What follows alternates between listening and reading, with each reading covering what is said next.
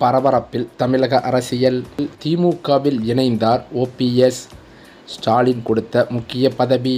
தமிழ்நாட்டை பொறுத்தவரையில் வருகின்ற சட்டமன்ற தேர்தலை எதிர்நோக்கி அரசியல் களமானது அனல் பறக்க தொடங்கியுள்ளது. அதிமுகவில் ஓபிஎஸ்ஸின் ஆதரவாளராக செயல்பட்டு வந்த அரியலூர் மாவட்ட செயலாளர் அன்பு மற்றும் அவரது ஆதரவாளர்கள் சுமார் 1500 பேர் போக்குவரத்து துறை அமைச்சர் சிவசங்கர் முன்னிலையில் தங்களை திமுகவில் இணைத்து கொண்டுள்ளதாக தகவல்கள் வெளியாகியுள்ளது. தேர்தல் நெருங்கி வரும் வேளையில் கூட்டணி குறித்து முடிவெடுப்பதில் ஓபிஎஸ் காட்டி வரும் அதாவது காலதாமதமே இத்தகைய கட்சித் தலைவர்களுக்கு முக்கிய காரணமாக சொல்லப்படுகிறது. நீண்ட நாட்களாக ஒரு தெளிவான அரசியல் நிலைப்பாடு இல்லாததால் விரக்தியடைந்த நிர்வாகிகள் தங்கள் எதிர்காலத்தை கருதி ஆளுங்கட்சியான திமுகவை நோக்கி நகரத் தொடங்கியிருக்கின்றனர்.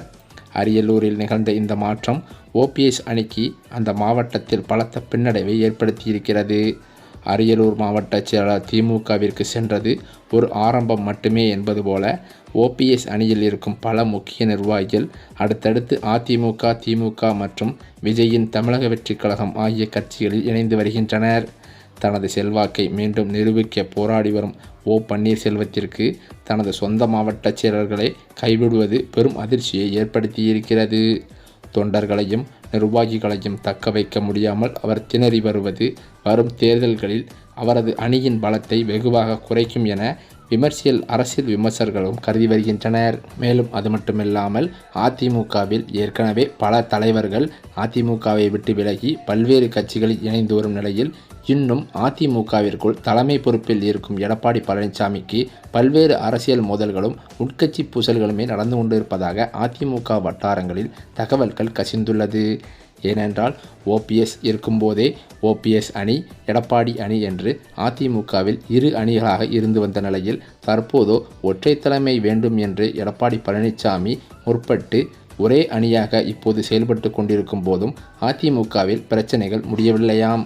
அது மட்டுமில்லாமல் எடப்பாடி பழனிசாமியிடம் பல முக்கிய அரசியல் தலைவர்கள் அதாவது மூத்த அமைச்சர்களே இன்னும் சலசலப்புடன் பேசி வருவதாக தகவல்கள் கசிந்துள்ளது.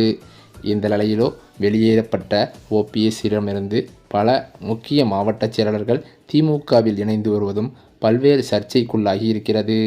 அதே சமயம் அதிமுக பொதுச் செயலாளர் எடப்பாடி பழனிசாமி ஒரேடியாக கட்சிக்குள் மீண்டும் இடமளிக்க மறுத்துள்ளதால் முன்னாள் முதல்வரான ஓ பன்னீர்செல்வம் அரசியல் ரீதியாக மிகப்பெரிய நெருக்கடியில் சிக்கியிருக்கிறார். இந்த நிலையில் ஓபிஎஸ்ஸின் அரசியல் பயணம் எந்த திசையில் கொண்டு செல்ல வேண்டும் என்ற விவாதம் அவரது ஆதரவாளர்கள் மத்தியில் தீவிரமாக நடைபெற்று வருகிறது. அதில் திமுகவில் இணைவதே கடைசி அரசியல் முடிவு என்ற கருத்தே மேலோங்க தொடங்கியுள்ளதாகவும் தகவல்கள் தெரிவிக்கின்றன. அதிமுகவில் இணைய நான் தயாராக இருக்கிறேன், பழனிசாமி தயாரா என ஓபிஎஸ் வெளிப்படையாக கேள்வி எழுப்பியிருந்த போதிலும் இபிஎஸ் தரப்பில் இருந்து எந்த சாதகமான பதிலும் வரவில்லை. இதற்கு பின்னணியில் தென் மாவட்டங்களில் இருக்கும் அதிமுக முக்கிய நிர்வாகிகளின் கடும் எதிர்ப்பு இருப்பதாக கூறப்படுகிறது. கடந்த சட்டமன்ற தேர்தலில் தென் மாவட்டங்களில் அதிமுக சந்தித்த பின்னடைவு, கட்சிக்குள் நடந்த அதிகார போட்டி மற்றும் ஓபிஎஸ் தரப்பினரால் மேற்கொள்ளப்பட்டதாக கூறப்படும் அலட்சியான தேர்தல் பணிகள் ஆகியவை இன்னும் மறுக்கப்படாத துரோகம் என அந்த நிர்வாகிகள் கருதி வருகின்றனர். இப்படிப்பட்ட நிலையில்தான் ஓ பன்னீர்செல்வத்தின் அரசியல் எதிர்காலமானது படுபாதாளத்தில் விழுந்துள்ளதாகவே சொல்கிறார்கள். 2026 தேர்தலில் இபிஎஸ் மீண்டும் முதல்வராக வரக்கூடாது என்ற நோக்கில் சில இடங்களில் உள்ளடி வேலைகள் நடந்ததாகவும் குறிப்பிட்ட வேட்பாளர்களை தோற்கடிக்க முயற்சிகள் மேற்கொள்ளப்பட்டதாகவும் தென் மாவட்ட அதிமுக நிர்வாகிகள் குற்றம் சாட்டுகின்றனர். இதனால்தான் தேர்தல் முடிந்தவுடன் ஒற்றை தலைமையாக இபிஎஸ் என்ற கோஷம் தென் மாவட்டங்களில் முதலில் எழுந்ததாகவும் அதன் தொடர்ச்சியாகவே ஓபிஎஸ் கட்சிக்குள் உரங்கட்டப்பட்டதாகவும் அவர்கள் கூறி வருகின்றனர். அதிமுக கதவு மூடியதாகவே இப்போது ஓபிஎஸ் நினைத்து வரும் நிலையில் இபிஎஸ்ஐ விரும்பினாலும் ஓபிஎஸ்ஐ மீண்டும் அதிமுகவில் அனுமதிக்க தென் மாவட்ட நிர்வாகிகள் சிலர் தயாராக இல்லை என்பதே நிலவரமாம். இந்த அரசியல் முடக்கத்திற்கிடையே ஓபிஎஸ் தரப்பில் அடுத்த கட்ட நகர்வு குறித்து தீவிர ஆலோசனைகள் நடந்து வருகின்றன. மாவட்ட வாரியாக விசுவாசிகளின் கருத்துக்கள் கேட்கப்பட்டு வரும் நிலையில் தமிழக வெற்றிக் கழகம் பக்கம் செல்லும் யோசனைக்கு பெரும்பாலான நிர்வாகிகள் எதிர்ப்பு தெரிவித்துள்ளதாக கூறப்படுகிறது. தவேகாவில் சேர்ந்தாலோ அந்த கட்சியுடன் கூட்டணி அமைத்தாலோ அதிமுகவின் வாக்குகளை சிதறடிக்கும் வேலையை மட்டுமே செய்ய முடியும். ஆனால் அதனால் ஓபிஎஸ்ஸுக்கும் அவரது ஆதரவாளர்களுக்கும் நேரடி அரசியல் பலன் கிடையாது என்பதே அவர்களின் மதிப்பீடு. இதற்கு மாற்றாகத்தான் திமுகவில் இணைவதே தற்போது ஓபிஎஸ்ஸிற்கு கிடைக்கும் நடைமுறை வாய்ப்பாக அவரது ஆதரவாளர்களும் பார்த்து வருகின்றனர். அதே சமயம் திமுகவில் இணைந்தால் ஓபிஎஸ்ஸுக்கு அமைச்சர் பதவி கிடைக்கும் சாத்தியம் இருப்பதுடன் அவரது ஆதரவாளர்களில் சிலருக்கு சட்டமன்ற உறுப்பினர்களாகும் வாய்ப்பும் உருவாகலாம் என்ற கணக்கே அந்த ஆலோசனைகளின் மையமாக பார்க்கப்படுகிறது. அதிமுக கதவு முழுமையாக மூடப்பட்டு மாற்று அரசியல் வாய்ப்புகள் குறுகி வரும் நிலையில் ஓபிஎஸ் எடுக்கும் அடுத்த முடிவு அவரது அரசியல் வாழ்க்கையில் மட்டுமல்லாமல் 2026 சட்டமன்ற தேர்தல் அரசியலிலும் ஒரு முக்கிய திருப்பத்தை ஏற்படுத்தும் என்பதில் எந்தவித சந்தேகமும் இல்லை. அது மட்டுமல்லாமல் பன்னீர்செல்வத்திற்கு திமுக தரப்பில் இணைவதில் தயக்கம் இருப்பதாகவே சொல்லப்பட்டு வந்தாலும் 3 முறை அதிமுகவில் முதலமைச்சராக இருந்துவிட்டு திடீரென திமுகவில் ஒரு சாதாரண தொண்டனாக இணைவதை ஓபிஎஸ் விரும்பவில்லை என்றும் அவரது நெருங்கிய வட்டாரங்களில் தகவல்கள் வெளிவந்துள்ளது.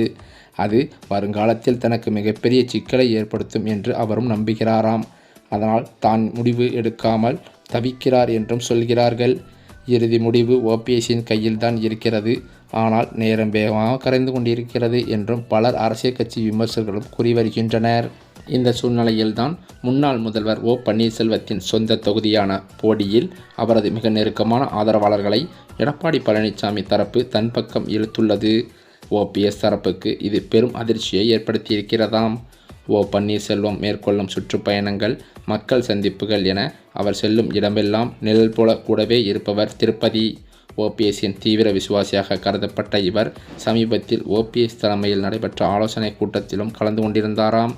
இந்த நிலையில் ஓபிஎஸ்ஸின் தீவிர ஆதரவாளரான திருப்பதி திடீரென தனது நிலைப்பாட்டை மாற்றிக்கொண்டு திமுகவில் இணைந்திருப்பது, அது மட்டுமில்லாமல் அவர் தலைமையில் சுமார் 400 பேருடன் ஸ்டாலினை நேரில் சந்தித்து திமுகவில் இணைந்திருப்பது பெரும் அதிர்ச்சியை ஏற்படுத்தியுள்ளது.